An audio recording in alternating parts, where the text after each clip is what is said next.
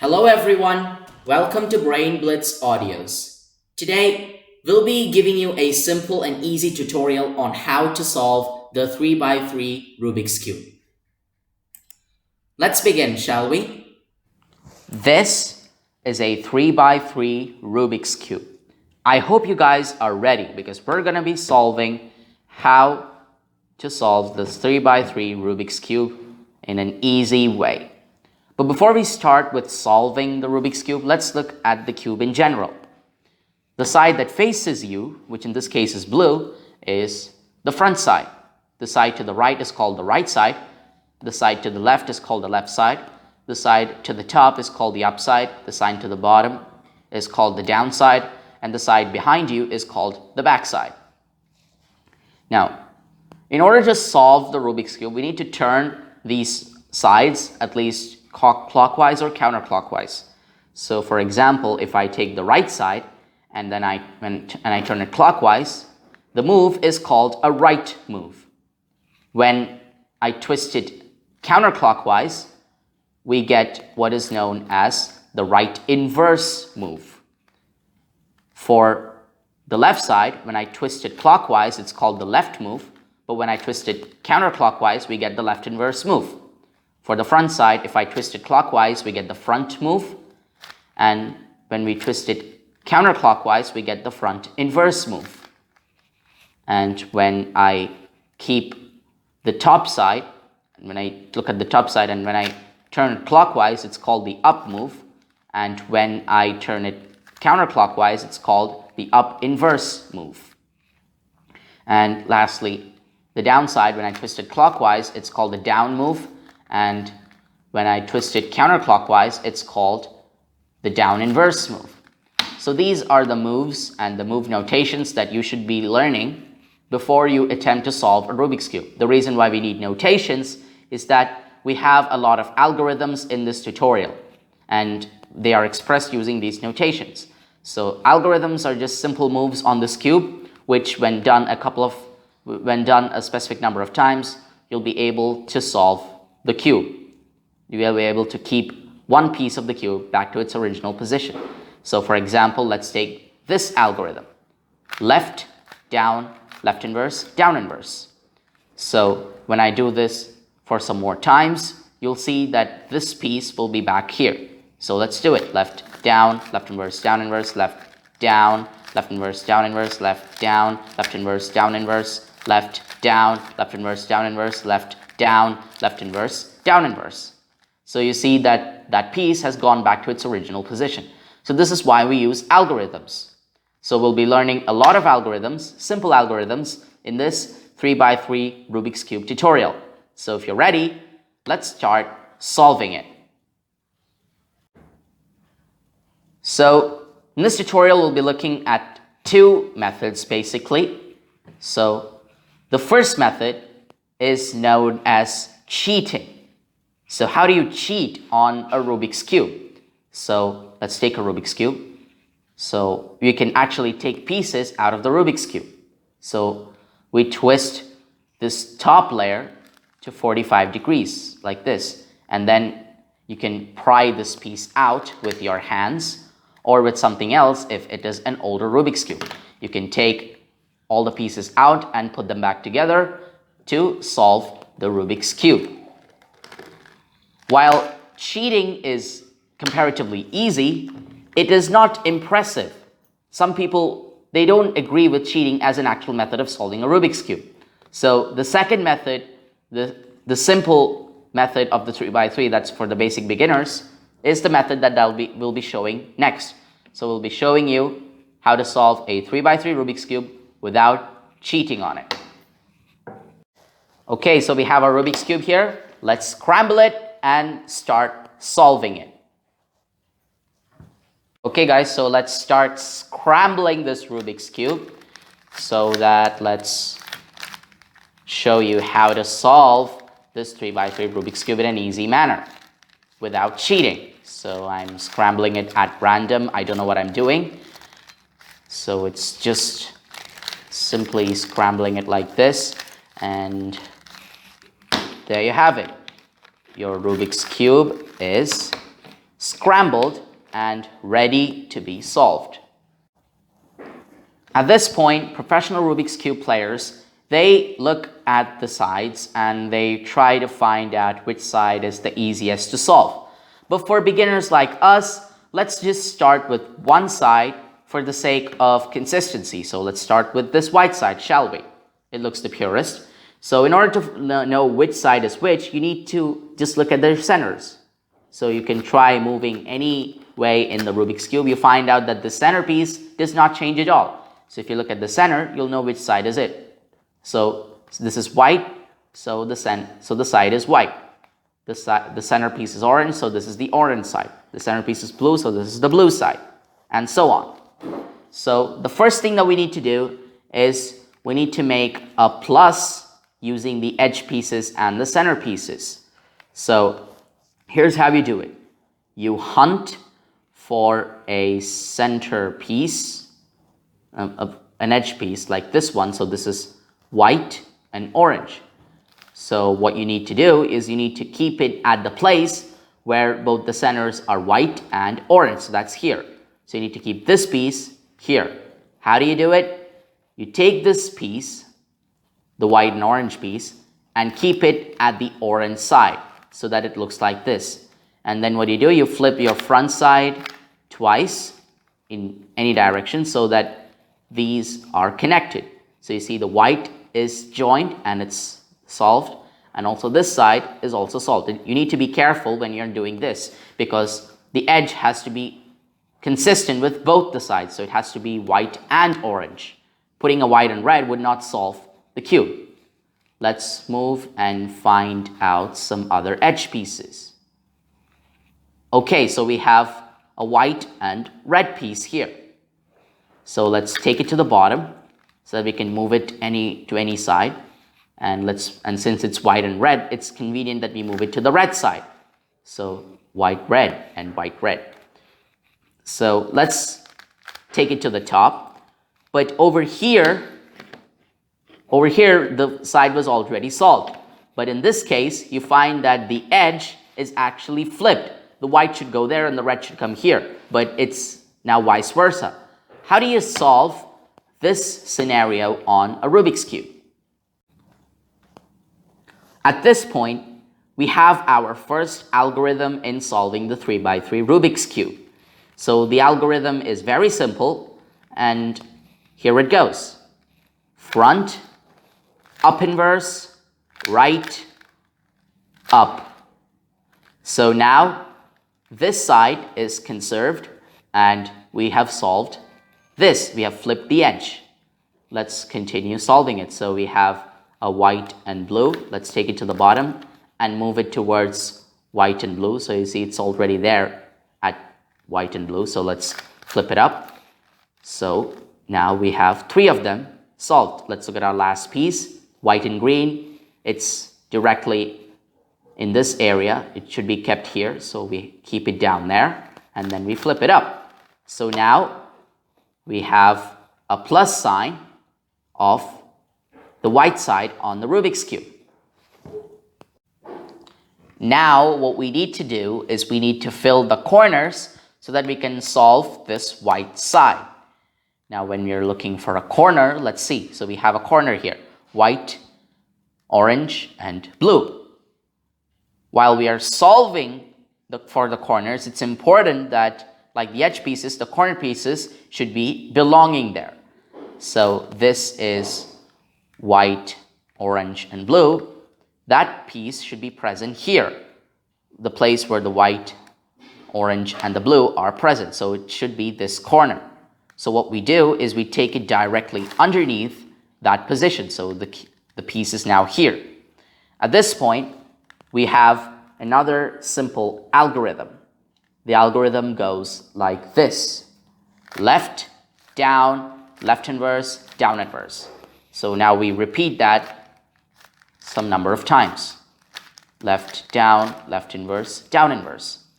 So now the piece is now in its correct place and oriented in the right manner. So depending on the orientation of this piece, the number of times that you need to move left inverse, down inverse will vary. So let's try for this piece. So this piece is white, red, and green. It's present underneath where it needs to go. White, red, green.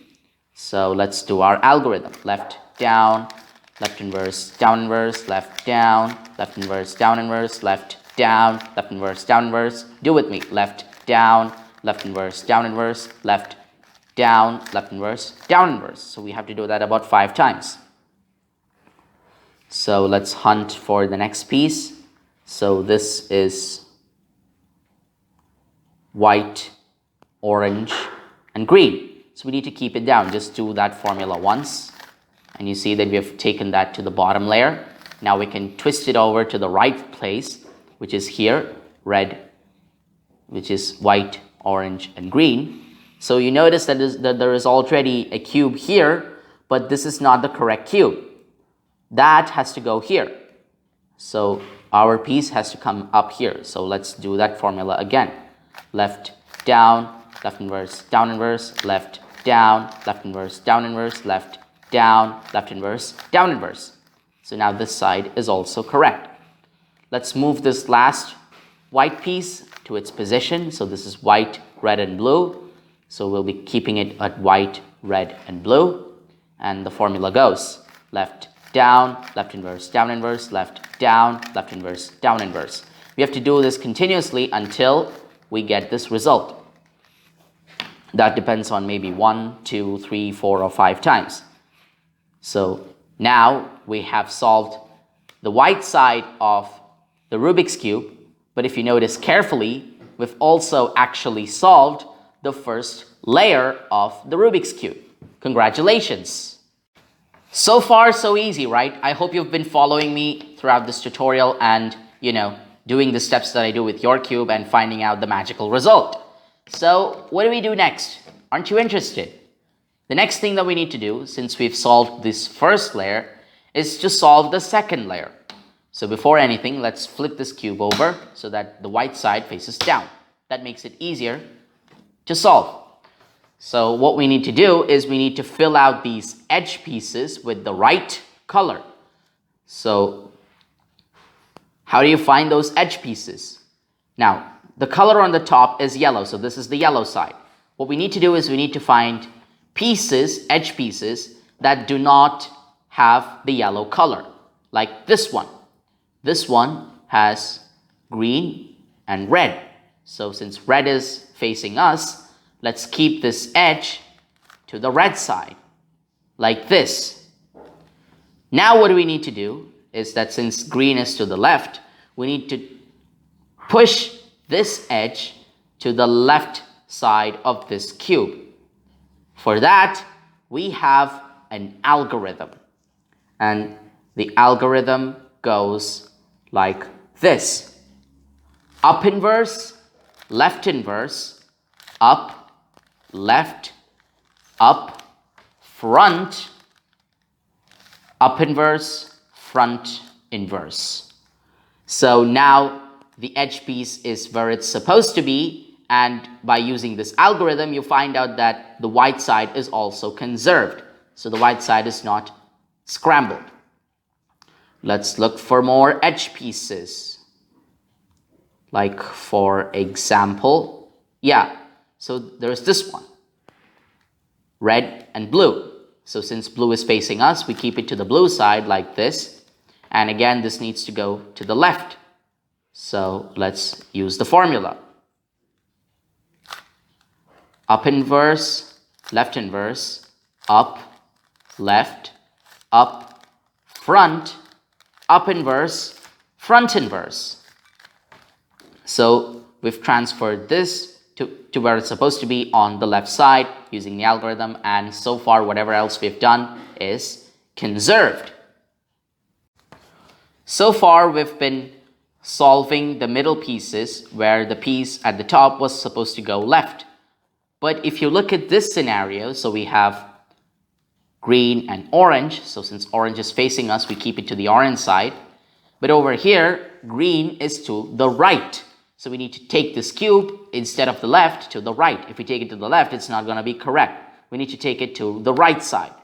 So How do we solve this scenario? We have another algorithm which is similar to the earlier one that we used, but since the side is to the right, there are some differences. The algorithm is like this: up, right, up inverse, right inverse, up inverse, front inverse, up, front. So now this piece which was at the top is now transferred to the right, and everything else is conserved. So finally, let's solve this piece. Again, this is to the left, so we have our earlier formula: up inverse, up, left, up, front, up inverse, front inverse. So now we have solved 2 layers of the Rubik's Cube. Isn't it interesting to solve it step by step? Stick with me and we'll be able to solve the final layer. So after solving this middle layer, let's go and solve the top layer. So after solving this, you'll have one of 3 cases. You'll either have a line, you'll have a cross, or you'll have a backward L like this. Our goal is to get to this cross. When you have this L shape, what you do is you hold the cube in such a way that the L is opposite, it's inverted, and it's present at the top left side of the cube, something like this. Now you have an algorithm that you need to learn. So let's do it. Front, up, right, up inverse, right inverse, front inverse. So you have reached your cross. When there is a line, you do this algorithm and then you'll get to the L and then you get to the cross. So either way, you're going to get to this cross on doing this algorithm. Once you've solved this top cross, you might notice something. All of these edge pieces at the top are not aligned to their centers like we did here. So here we had to align these to the same centers. So here it's not aligned in that way. How do we fix this? So in any case, sometimes it's just by turning it once or twice, you'll get the correct order, or you'll get what I have, which is that upon turning, I found that the orange and the green are solved, while these 2 are inverted. They have gone to the wrong side. So what do we do here? We will now use an algorithm, but before that, we need to keep the position.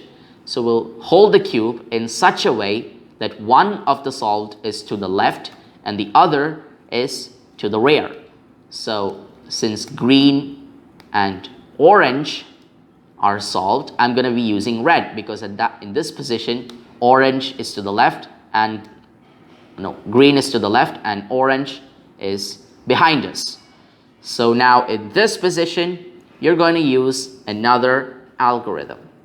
Left inverse, up inverse, left, up inverse, left inverse, up inverse, up inverse, left, and then you turn it once more to find that all of these are solved. For some people, however, there's yet another scenario. If you notice here, red and orange are correctly placed, but green and blue are not. So both of the sides that are correct are in the opposite direction. So how do you correct this? It is simple. Take the two sides and place the cube in such a way that one of them is facing towards you and the other is opposite to it. So in this case, I've taken orange to be in front and red at the back. And then you use the same formula. Left inverse, up inverse, left, up inverse, left inverse, up inverse, left. So now you've seen that the two sides that are solved are near to each other, which is the earlier scenario, and again you solve it regularly like this, and you find out that all of the 4 corners are where they're supposed to be. So now we've corrected the top edges of this Rubik's Cube. What next should we do? So now what we do is we try to keep the corners in the right places, but not necessarily in the right orientation. So like for example, this cube, which is yellow, blue, and orange, is in the right place, yellow, blue, and orange. But if you see this, it's not oriented correctly. So we don't need to orient it correctly, we just want it to be in the right place like this one. All the others are not in the right place. So you'll have either this scenario where one is correct, or all of them are not correct, or you'll have a scenario where all 4 of them are in the right place, or you'll have a scenario where none of them are in the right place. So if none of them are in the right place, you can start doing the formula that I teach from anywhere. If it's correct, you don't need to even look at this part. But if you have a scenario like I do, what I suggest is you keep this piece on the bottom left side of the top face, so like this, and then you use this formula: up inverse, left inverse, up, right, up inverse, left, up, right inverse. So you might have to do this a couple of times. So let's start again. Up inverse, left inverse, up, right, up inverse, left, up, right inverse. So now you see all of the 4 corner pieces are in the right place.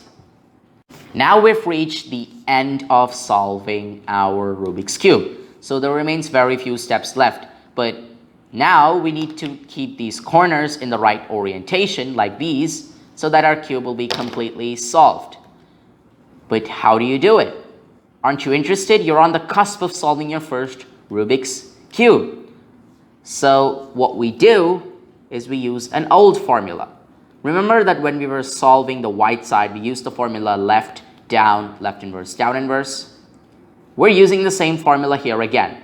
Now while solving, you might feel as if it's not solving the right way, but I assure you that once we've done it completely in the right way, the cube will be solved.